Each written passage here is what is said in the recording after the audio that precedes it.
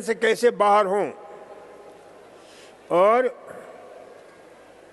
Because of diabetes type 1, type 2, क्या लिखा है, type 2, I have protein leakage from kidney, what to do.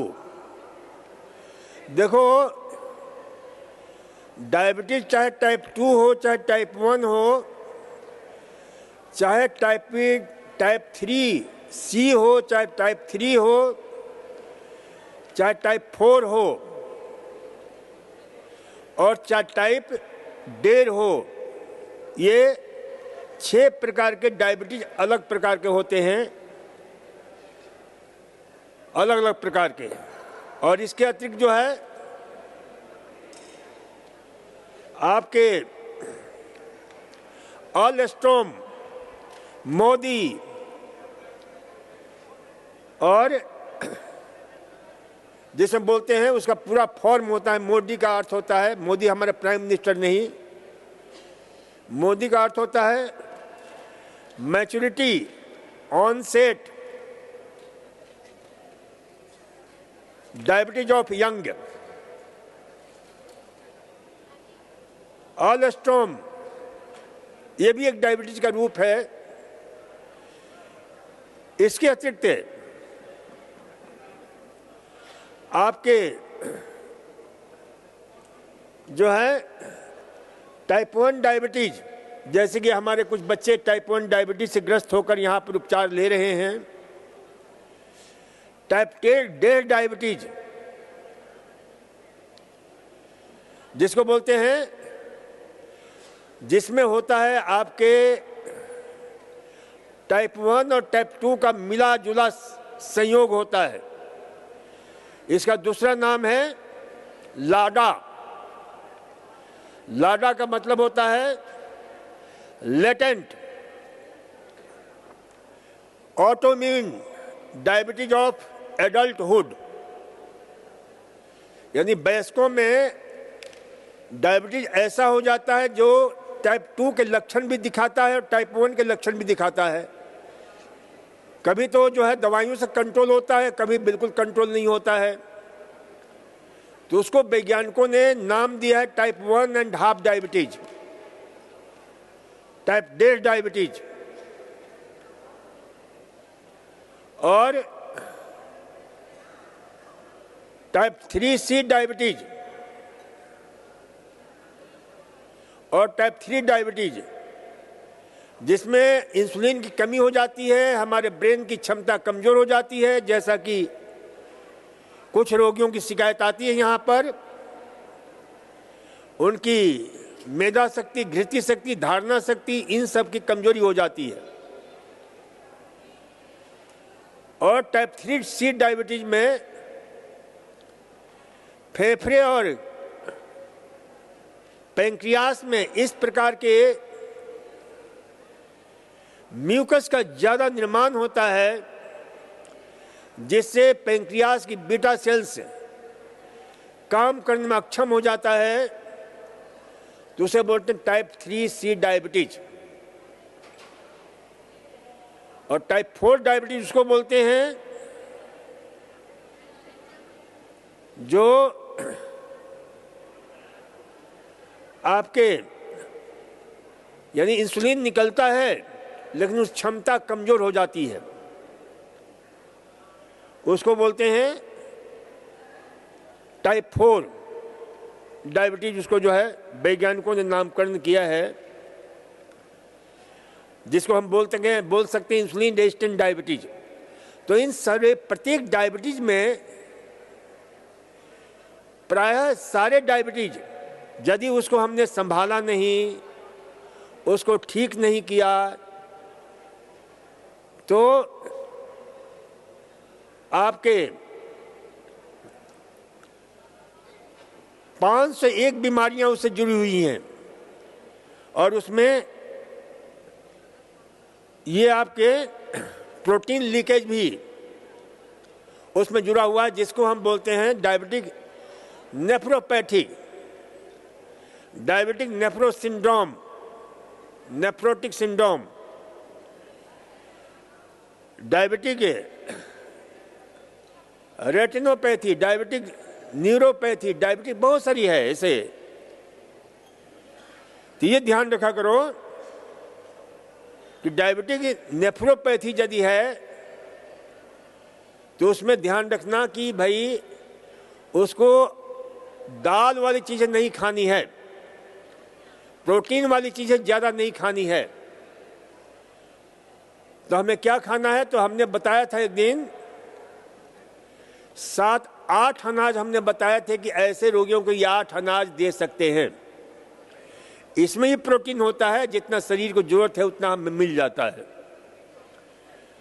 सो 8 अनाज में जौ है, ओट है, रागी है, ज्वार है, बाजरा है,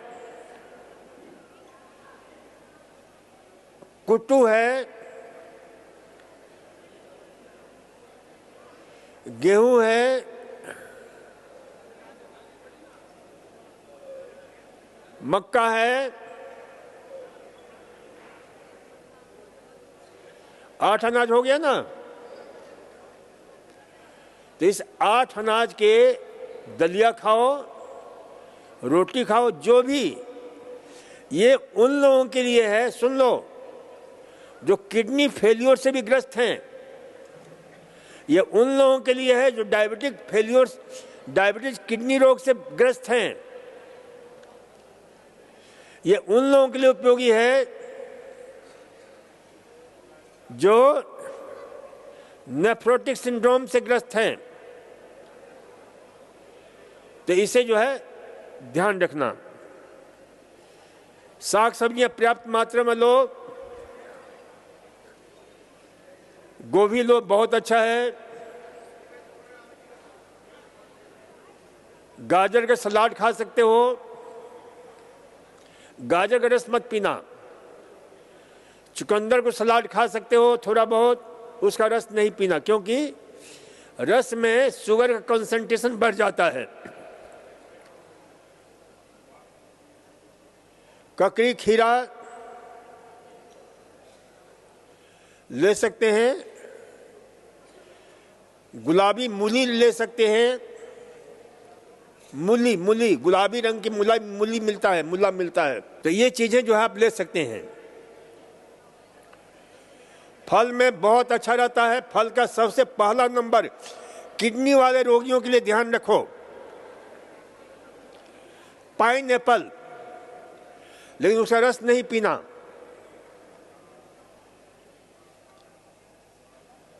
रोज एप्पल, एक रोज एप्पल भी मिलता है, वो साउथ इंडिया और इधर बंगाल में मिलता है रोज एप्पल। तीसरा है एप्पल।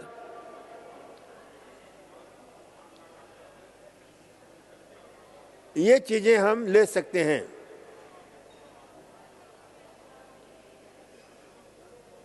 तो ये ध्यान रखा करो,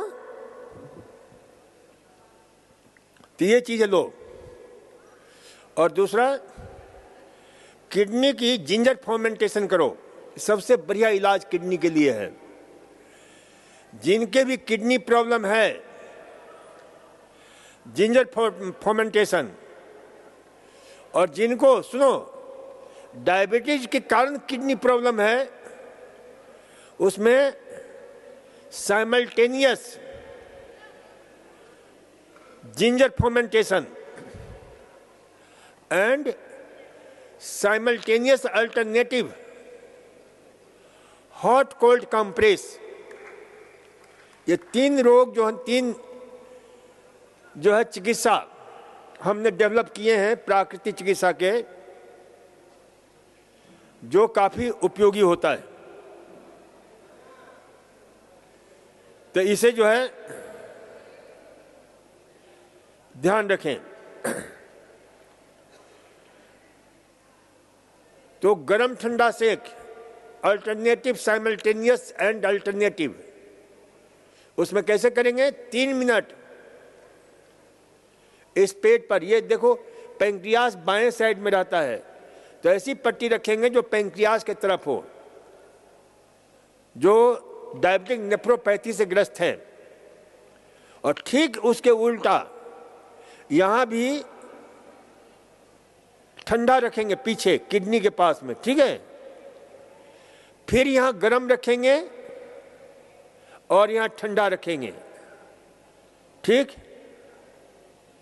3-3 मिनट। तो ये अल्टरनेटिव हो गया। और दूसरा जिंजर फर्मेंटेशन फॉर किडनी, तो उसमें क्या करेंगे कि जिंजर को बता तो दिया था एक दिन, इसलिए उसे दोबारा नहीं बताएंगे।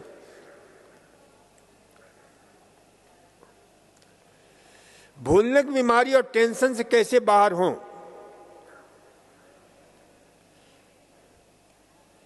भूलने की बीमारी और टेंशन दोनों एक दूसरे के कट्टर समर्थक हैं। जिनको टेंशन होगा भूलने की बीमारी से ग्रस्त होंगे। हाँ, जिनको भूलने की बीमारी है वो टेंशन भले कम हो जाए उनका, क्योंकि भूलने की बीमारी और टेंशन काहे से करेंगे? वो जो टेंशन पैदा करने वाले कारण हैं, टेंशन पैदा करने वाले विश्व स्तर पर वैज्ञानिकों ने ग्लोबल जो स्ट्रेस फैक्टर जो है उन्होंने जो है कुछ चिन्हांकित किया है, जिससे कुछ बड़े ही खतरनाक स्ट्रेस पैदा करते हैं, कुछ मीडियम साइज के स्ट्रेस पैदा करते हैं और कुछ सामान्य स्ट्रेस पैदा करते हैं। सबसे खतरनाक स्ट्रेस पैदा करने वाला कौन सा होता है? तो किसी परिवार में किसी अपने प्रियजन का बिछोह हो जाना, मर जाना, ये सबसे खतरनाक स्ट्रेस पैदा करता है। दूसरा है ब्रेकअप हो जाना, यानी किसी से प्रेम किया हो, शादी हुई हो, वो ब्रेकअप हो जाता है, तलाक हो जाता है, ये दूसरा कारण होता है। तीसरा कारण होता है किसी कार्य में बड़ी हमने कोशिश की और असफल हो गए, उसमें सफलता नहीं मिली। और इसके अतिरिक्त और बहुत सारे कारण होते हैं। परीक्षा में फेल हो जाना, मुकदमे में हार जाना, कहीं ट्रांसफर होना, जाना कहीं, किसी से बातचीत में जो है ईगो हर्ट हो गया थोड़ा सा, किसी ने कुछ कह दिया, किसी ने आपकी जो है तौहीन कर दी। तो इस प्रकार के जो ना बहुत सारे जो है ना स्ट्रेस के कारण बन जाता है, तनाव के कारण बन जाता है, टेंशन के कारण बन जाता है। अब टेंशन से मुक्त होने के लिए कई बार हमने बहुत सारी चर्चाएं की हैं। देखो, टेंशन से मुक्त होने में बहुत ही शानदार भूमिका निभाता है कुछ विशेष प्रकार के आहार। वह आहार पहला नंबर हम देते हैं उस आहार में जो टेंशन को रिलीज करता है, वह है पहला नंबर केला। केला जबरदस्त टेंशन को फ्री करने वाला आहार है। दूसरा नंबर दूध में हल्दी, किशमिश, काला मुनक्का या काली किशमिश उबाल करके पीना। और किशमिश काला मुनक्का नहीं मिले वैसे सबसे दी बेस्ट है, पहला नंबर उसको देते हैं, क्योंकि मैं जो बोलता हूं ना उसके पीछे वैज्ञानिक रिसर्च होता है। क्योंकि किशमिश में डिहाइड्रोकैफिक एसिड पाया जाता है और मालुदीन 3O ग्लूकोसाइड पाया जाता है, जो दिमाग को रिलैक्स करता है, दिमाग में मूड रेगुलेटिंग, नेगेटिव थिंकिंग को दूर करने वाला रसायन पैदा करता है, जिसको हम बोलते हैं फील गुड हार्मोन, सेरोटोनिन। तो केला की एक खूबसूरती है, क्योंकि जो लोग तनाव में ज्यादा जीते हैं, डिप्रेशन में ज्यादा जीते हैं, मानसिक, उनको बाहर से डॉक्टर क्या देते हैं? सिलेक्टिव सेरोटोनिन रीअपटेक इनहिबिटर्स या selective serotonin epinephrine reuptake inhibitors. तो उससे हमारे दिमाग में वो रसायन बनता है, लेकिन वो बनावटी होने से दिमाग को और खोखला कर देता है। ये नेचुरल रूप से कुछ चीजों में मिलता है। उसमें पहला नंबर है, ये मौसम है डिप्रेशन कम करने का। जो लोग डिप्रेशन से, टेंशन से ग्रस्त हैं, ये महीना मार्च तक, जनवरी से शुरू हो जाता है, 15 जनवरी से, और 15 अप्रैल तक मार्केट में खूब सारे अंगूर आते हैं। तो रोज 100 ग्राम, 50-50, 100-100 ग्राम 3-3 घंटे के अंदर से खाओ और कुछ मत खाओ। रात को हो सके तो दूध पियो, दूध में अंगूर के साथ दूध पियो, अंगूर खा लो, ऊपर से दूध पियो। तो इससे आपके शरीर में वह रसायन पैदा होगा जो एंटी जो है memory loss, anti impair of cognitive power, anti mild cognitive power, anti moderate cognitive disease, anti dementia, anti Alzheimer's, इन सब का प्रयोग करो। और दूसरा नंबर, दही। दही हमेशा सही रहता है, क्योंकि दही में अल्फा लैक्टोल्ब्यूमिन, ट्रिप्टोफैन, मूड को रेगुलेट करने वाला, टेंशन को दूर करने वाला, ये विशेष तत्व होता है जो बहुत उपयोगी होता है। तो दही का प्रयोग करो। दही में गुड़ डालकर खाओ तो और उसकी ताकत बढ़ जाती है और एंटी डिप्रेसिव बन जाता है। दही और गुड़ हमारे भोजन में रोज दही और गुड़ होता है, इसलिए हम इतना खुश रहते हैं। और डांटते भी हैं तो बड़े खुशी के साथ डांटते हैं, प्रेम से डांटते हैं। इसलिए इसे ध्यान रखा करो कि दही और गुड़ जरूर खाया करो। इसीलिए लोग क्या करते हैं, अपने यहाँ की परंपरा रही है, इसके पीछे कितना बड़ा विज्ञान है हमारे परंपरा में, कि कहीं कोई नई यात्रा पर जाता था, कहीं कोई नए काम के लिए जाता था, कहीं कोई नया इंटरव्यू के लिए जाता था, तो क्या करते थे लोग, यात्रा बना करके जाओ, दही और गुड़ देते थे। पूरे हिंदुस्तान की ये कहानी थी, है कि नहीं? दही और गुड़ खिलाते थे। क्यों खिलाते थे? तो वैज्ञानिकों ने खोज किया है, रिसर्च किया है कि ये दही और गुड़ हमारे दिमाग के जो प्रीफ्रंटल कॉर्टेक्स है, जो हिप्पोकैम्पस एरिया है, उसको एक्टिवेट करता है, जिससे हमारे जजमेंट यानी जजमेंट की जो शक्ति है, हम अच्छी तरह से किसी में जजमेंट कर सकते हैं कि कौन अच्छा है कौन बुरा है, वो हमारी शक्ति बढ़ जाती है। हमारे कंसंट्रेशन बढ़ जाता है, हमारा परफॉर्मेंस अच्छी तरह से होता है। तो ये हमारे कभी किसी दिन मैं चर्चा करूंगा कि हमारे ट्रेडिशनल जो मान्यताएं थी, कुछ मान्यताएं, सभी नहीं, यानी 70% मान्यताएं हमारी कितनी साइंटिफिक थी।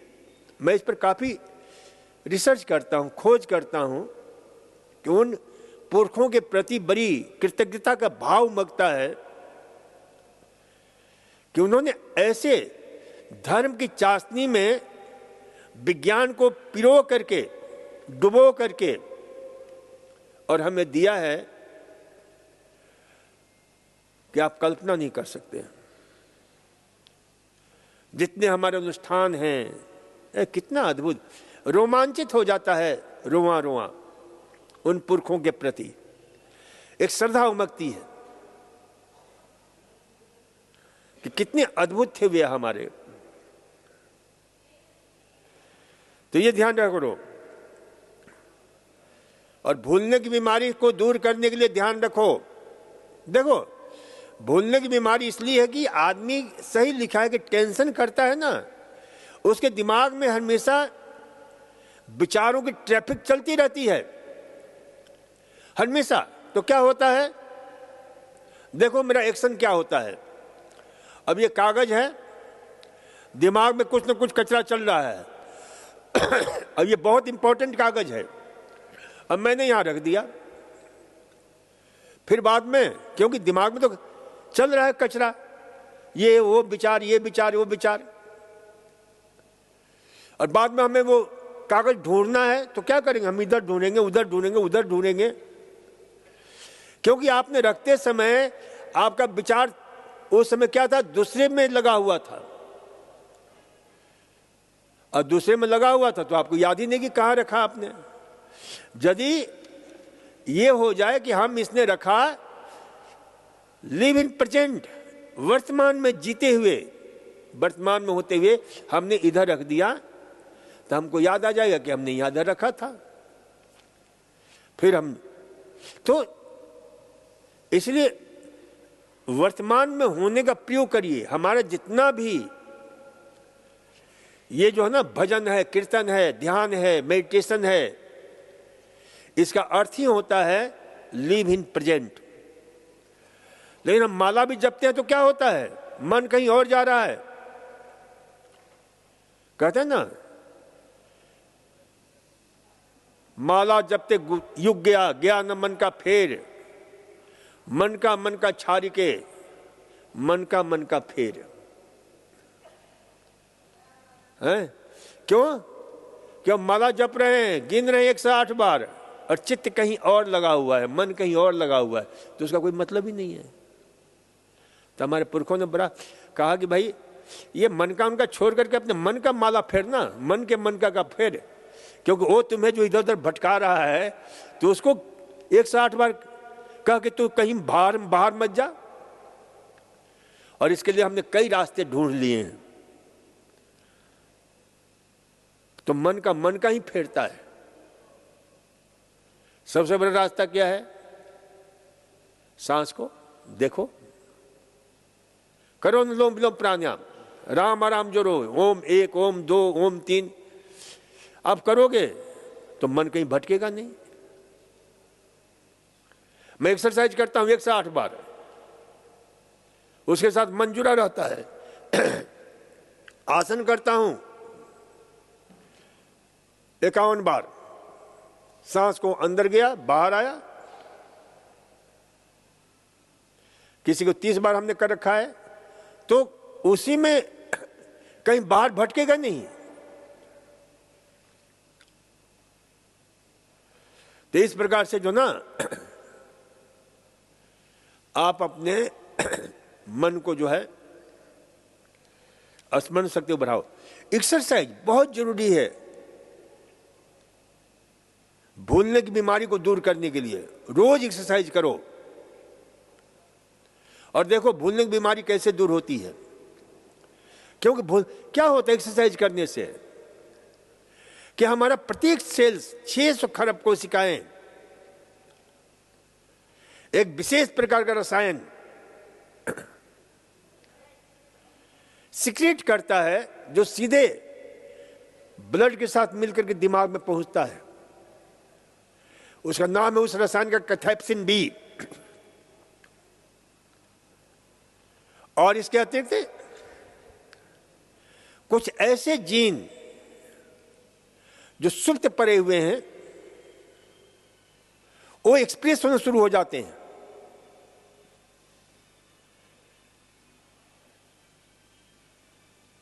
जिसको बोलते हैं डबलिन जो है। तो ये जो है आपके जो है एक्सरसाइज करना बहुत जरूरी है।